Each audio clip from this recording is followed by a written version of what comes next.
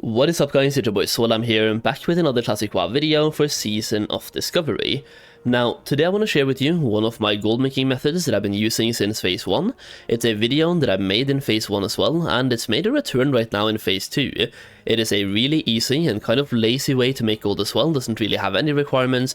Well, one of the requirements is having a level 5 character, that's all you have to do.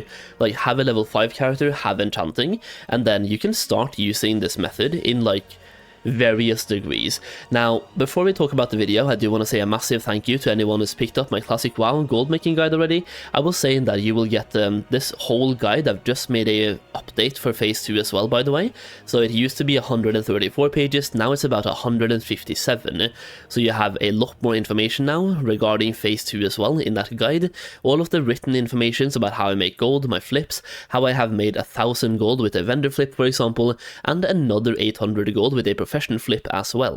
All of that is in that guide that you can have access to right now. The link will be down below, and by having the guide you also get early access to gold making videos just like this one. So when you buy the guide you get access to a private Discord server where I'm sharing these videos in early access, so you can have them before they go public. If you want that, once again the link will be down below in the video description or the pinned comment, and if you do get it now then thank you so much, I really do appreciate it. It really helps me out as a content creator, and I think I'll be able to help you out make some gold as well, so it's a win-win scenario.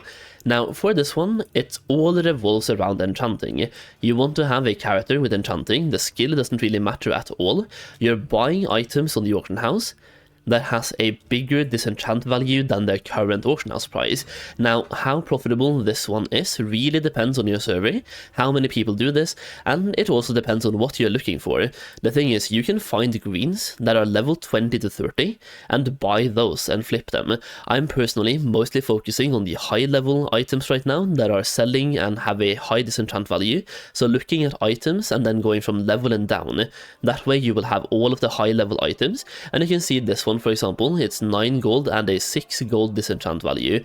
That one is not really worth purchasing at the moment, but there was one earlier today that I really should have scooped up before starting this video for 2 gold that had a 6 gold disenchant value, so somebody else scooped that one up using the same strategy that I'm using. But yeah, I was gonna make that video when that happened, but I made something else instead.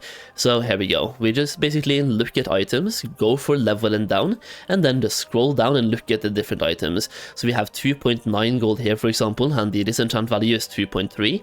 It really depends on what you're getting. It's very heavily RNG, and for me, I only look at some weapons. I usually have a lot better RNG when it comes to armor.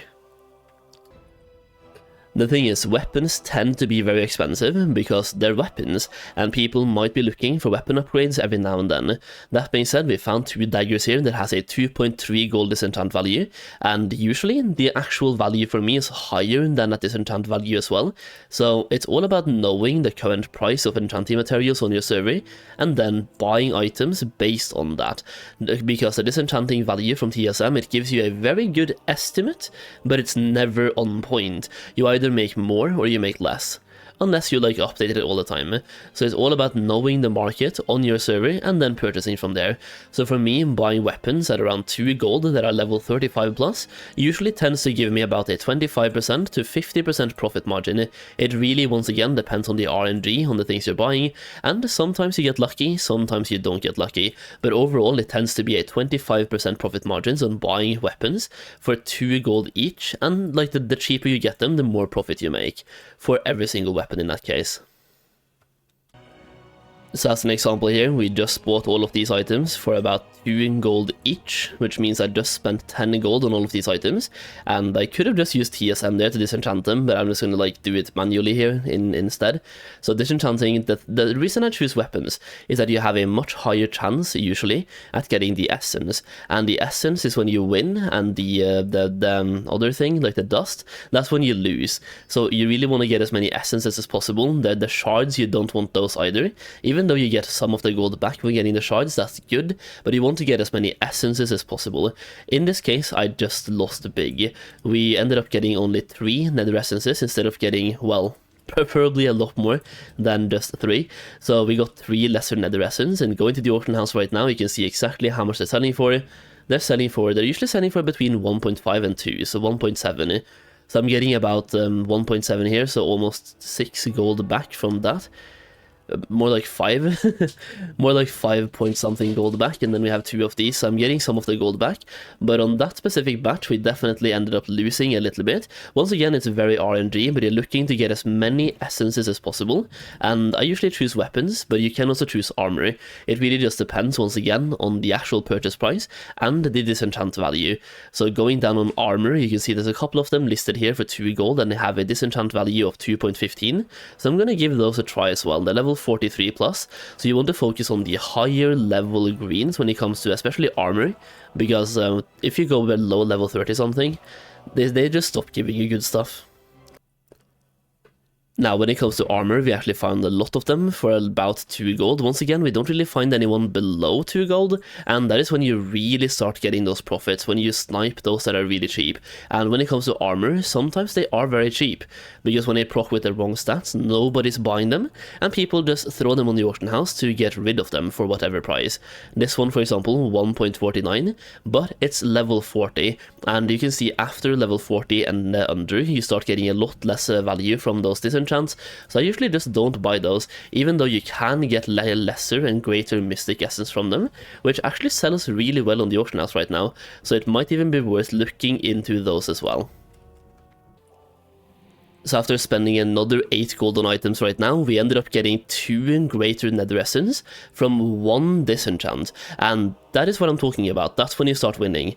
Getting 2 greater nether essence, we just flipped, for example in that case, we flipped 2 gold into 12 gold. Converting these, you can see they have a convert value or a transform value of 6 gold each, so 1 greater nether essence can be converted into 2 lesser ones, and sell them for, in that case, 6 gold, or yeah, roughly. Even like, actually not even 6, it's 4 point something, so the convert value is slightly less. But we did end up getting their 4.5 gold on the auction house right now, that's 9 gold, so we transformed 2 gold into 9 gold.